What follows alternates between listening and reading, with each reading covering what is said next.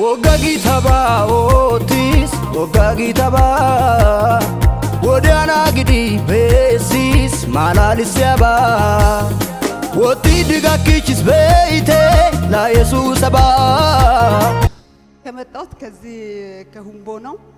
ሲመ ሰራዊት ሞላ የሆነልኝ ብዙ ነገር ነበርኝና በዚህ ቸርች ላይ ታይሳስ ወደ ጥር አካባቢ መሰለ የመጣሁት እና ሲጸልይ ህዝቡ አይቶ ይሆናል ብዬ አስባለሁ። ብዙ ሰዎች አይቶኝ ነበረ። ከዚህ በፊት እኔ ጽንስ ነበርና ጽንሱ ተበላሽቶ ነበር። ከደረሰ 15 ቀን ከቀራ በኋላ ጽንሱ ተበላሸ። ከተበላሸ በኋላ እሱን ሲያለቅስ ያለውት እናቴ በኔ ድንጋጤ ላይ እናቴ ምንም ሳልትታመምም ህይወቱ አለፈላት እናቴ ማለት ነው። በአንድ ወር ውስጥ እናቴን ካለፈች እኔን ጽንሱ ከደረሰ ጽንሱ እናቴ የምትወስድ እኔ እዚህ መታ ልትመጣበት ቀን ነው ጽንሱ የተባላሸኝ። አንቺን ለማውሰድ የምትመጣበት ቀን ጽንሱ ተበላሸ። አዎ እኔስ ከዚህ በፊት አመመኝና ከዛ አሻብር ሆስፒታል በፊትም የምታየበት አሻብር ሆስፒታል ነበርና እዛ ሄጄ ሲያሳት አሻብር ዶክተር አሻብር ደነገጠና ጽንስሽ ምን ሆኖ ነው? እኔ ከአንድ ወር ጀምሮ እስከዚህ ድረስ ያየሁት ምን ሆኖ ነው ጽንሱ የተባላሸ ያለኝ። ከዛ በጣም ደነገጥኩትና ያለቀስኩት ባለቤቴ ነበረ። ያለቀስኩት ወደ ቤት መጥቼ እስኪ አበሻ መድኃኒት ላይ የሚወጣ ነገር ከሆነ ለቤተሰብም የሱ ቤተሰብን አልነገርም የኔ ቤተሰብን አልነገርም ብለን ከዛ ከሱ ጋር ተመካከረን መጣና አንድ ጎረቤት ሲጠይቅ ሳት አረ ይሄ ህይወትሽ ላይ ብዙ ጉዳት ያመጣል፣ ህይወትሽ ሊያልፍ ይችላል፣ ይሄ አበሻ መድኃኒት አይሆንም፣ ወይ ዶክተር አዳኔ ጋር ወይ ኦቶና ማየት አለብሽ አለች። ከዛ እሺ ብዬን ከመሸ በኋላ ወደ ዶክተር አዳኔ ጋር ሄደን አዳኔ ሲያሳት ጽንስሽ ተበላሽቷል፣ ይሄ ካለን አንቺን ጉዳት ላይ ያደርሳል። ለዚህ ዛሬ ቀንን አርብ ስለሆነ ቅዳሜና እሁድ ዶክተሮቹ አይገቡም፣ እሁድ ሰኞ ዕለት ገብተሽ ሆስፒታል ላይ ኦፕሬሽን ታድርጊያለሽ አለኝ። እሺ ብዬ ያለቀስኩት ወደ ቤት መጣሁት። ከዛ ከመጣው በኋላ እሁድ ሆነና ሰኞ ዕለት ሆስፒታል ሊገባ ስን እሁድ ዕለት ወንድሜ ደወለና ይሄ እናንተ እኔ የምሰማው ነገር ምንድነው? እስቲ በወጌሻ ላይ ይታያል አለኝ። ከዛ እኔ ቶሜ ልጅ ነበርኩትና ወደዛ ሄድኩት። ወደዛ ሲሳት ወጌሻ አየትና ምንም አልሆነም፣ ልጁ ምንም አልሆነ ደህና ነው ምናምን ታለችኝ። እሺ ብዬ ወደ ቤት መጣው። ወደ ቤት መጥቼ ያለው በላለሁ፣ ጠጣለሁ፣ ሰራለሁ፣ ምንም ሆዴ ውስጥ ምንም አይሆነኝም። ከዛ 15 ቀን ሆነንና ሆዴ ላይ ጽንሱ ተበላሽቶ ዶክተር ያዘዘ ቦታም አልሄድኩትም። በቃ ድኛለሁ፣ ልጁም ሰላም ነው ብዬ ዝም ብዬ ቁጭ አልኩት። ከዛ ጽንሱ ሆዴ ውስጥ ምንም አይንቀሳቀስም፣ ምንም አይልኝም። ግን ሰራለሁ፣ በላለሁ፣ ጠጣለሁ፣ ጎንበስ ቀና እላለሁ፣ ምንም አያመኝም። 15 ቀን ሆኖኛል ሆዴ ላይ ከሞተ በኋላ ጽንሱ። ከዛ ሆስፒታልም አልሄድኩትም፣ ቀረሁት። 15 ቀን ከሞላ በኋላ ምልክት ነገር አሳየኝና በቃ ሊወልድ ደረስኩት ብዬ ጨርቅ ሸክሜ ወደ ጤና ጣቢያ ሄድኩት። ጤና ጣቢያ ሲያሳት ጽንስሽ እኮ ተበላሸ ያለኝ። በቃ ካለቀስኩት እኔን ልቀቁኝ ዶክተር ጋር፣ እኔ ምንም ማድረግ አልፈልግም፣ እኔ ሞታለሁ፣ ጽንሱ ውስጥ ከሞተ እኔ ሞታለሁ አልኩት። ከዛ ዶክተሮቹ ፈርመሽ ማውጣት ትችያለሽ አሉኝ። ፈርሜ ወጣለሁ እኔ አልኩት። ከዛ ባለቤቴ እኔ እሷን ፈልጋታለሁ፣ ምንም አድርጋችሁ ጽንሱ ይውጣና እሷ ህይወት ፈልጋለሁ አለኝ።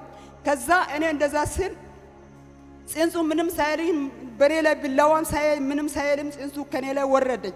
ከወረደ በኋላ ለእናቴ ቾክሎ ባለቤቴ ስልክ ሲደውል ሌላ ሰው አነሳና ለእናቴ ነገር እናቴ ሰማችኝና ደነገጠች። በዛው እንደደነገጠች በ15 ቀኑ እኔ ጽንሱ ከተባላሽ በኋላ በ15 ቀኑ እናቴ ምንም ሳይታመም አመማትና ድረሽ ተባልኩት። ታኞለት ማታ ያዛት። ማሳኞለት እኔ ሲሄድ እናቴ ኦሮብለት ሞተችብኝ። ከዛ በዛ ሁለት ለቅሶ ላይ ያለውት ብዙ ሰዎቹ እንዳው ሰው መጥቶ በዱላ መመታ ይሻላል፣ ብዙ በምላስ ላይ የሷ ኃጢያት በሆዷ ውስጥ ያለው ልጇን ገለው እንደገና እናቷን ገደሉ ብሎ ብዙ ሲናገሩ ነበር። እኔ ደግሞ ብዙ ያለቀስኩት እዚህ ታይሳስ ላይ ሰው በአመት በዓል ያከበረኝ ነበር። እኔ ግን እዚህ መስከረም 15 እናቴ ሞተች። እኔ ጽንሱ የተበላሸ ናሴ 28 ነበር። ታይሳስ ላይ ሰው ሁሉም በቤተሰብ ጋር ሊያከብር ሲሄድ እኔ ታይሳስ ላይ 30 ላይ መጥቼ እዚህ ጋር ቁጭ ብዬ ነበር። ከዛ እጅ የጫነኝ ፓስተር የጸለኛለኝ ምንም አታልቅሽም፣ አንቺ ለምንድን ነው እንደዚህ የምታለቅሽው? ግን እግዚአብሔር በማጸንሽ ላይ ልጅ አስቀምጧል አለኝ። አመን ብዬ እሱን ሲያሳት በጣም አለቀስኩት። ከዛ እንደዚህ በግንባሬ ላይ ጭኖ ምንም አታልቅሽኝም፣ አንቺ ማጸንሽ ላይ ልጅ አይሻለው አለኝ። ከዛ እሺ ብዬ ወደ ቤት ሄድኩት።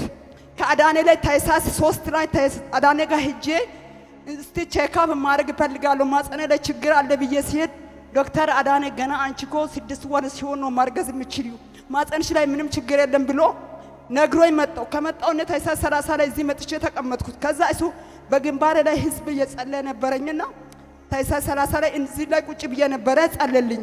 አሜን ብዬ ተቀብዬ ሄድኩት። 3 ቀን ነው 4 ቀን የሞላ ያለ በዛ እሱ ከጸለየ በ3ኛ ቀን በ4ኛ ቀን መሰለኝ መድኃኒት ለ1 ወር ነበር ያዳነ ሰጥቶኝ ነበርና የዋጥኩ ነበር። ከዛ በሃዳነ በህልሜ ላይ መጥቶኝ እንዲህ አለኝ፣ እግዚአብሔር ሰው ጸልዮሻል ነበር ወይ? መድኃኒትሽን አቁሚ። አሁን በሆድሽ ላይ ልጅ ያለ ጽንሱ አለሽ፣ በማጸንሽ ላይ እንዳትዋጪ መድኃኒት አለኝ።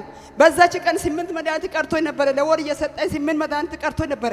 ከዛ ቀንና እሱ እንደዛ ካለ እኔ ነብይ ጸልዮሽ ነበር አይደለም፣ ለምንድን ነው መድኃኒት የምትዋጪው? ታይ አትዋጪኝ አለኝ። ከዛ እሺ ብዬና በዛ እንደተናገረ መድኃኒትን አቆምኩት። ካቆምኩት በኋላ ጥር ውስጥ መሰለ እዚች ጋር የወንድሜ ሚስት ለባለቤቴ ወንድም ሚስት እዚህ ጋር የጸለይ ነበር። እኔ በማል ላይ አገኘንና እስቲ አንቺ ተነሽ ያለኝ ተነሳሁት። ከዛ ከተነሳው በኋላ እስቲ ናይ ወደዚህ ሲል መጣውትና አንድ ልጅ ከሶዶ ላይ የታመመች ሕፃን ልጅ እዛ መታ ነበር። ከዛ አንቺ ወንድ ልጅ ሲል እግዚአብሔር ወንድ ልጅ ወሰደ። ግን አሁን እግዚአብሔር ሴት ልጅም ብሰጣው ብለሽ እግዚአብሔር ትጸልያለሽ አይደለም ሲለኝ፣ አው እግዚአብሔር ሰው በፊት ወንድ ልጅ ይፈልግ ነበር፣ ግን አሁን የምፈልገው እግዚአብሔር ሴት ልጅም ብሰጣ እቀበላለሁ አልኩት። ይሄው እግዚአብሔር ሴት ልጅ ሰጥቶሻል እንጂ እስቲ እቀፊ ብሎ ይሰጠኝ። ህዝብን አሳይቼ ነበር። እንደዚህ ብዬ ሴት ልጅን አቅፌ ነበር።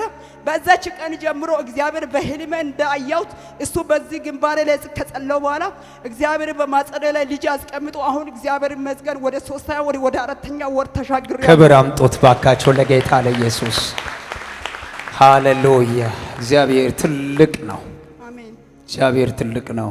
አሜን። እስኪ እጆቻችሁ ወደ እሱ ጋር ዘርጉና እንዲህ በሉት ከኔ ጋር የሐዘን ጊዜ በሉ እስኪ፣ የለቅሶ ጊዜ በሉት፣ የባዶነት ጊዜ፣ የማጉረምረም ጊዜ በኢየሱስ ስም ይበቃሻል፣ ይበቃሻል።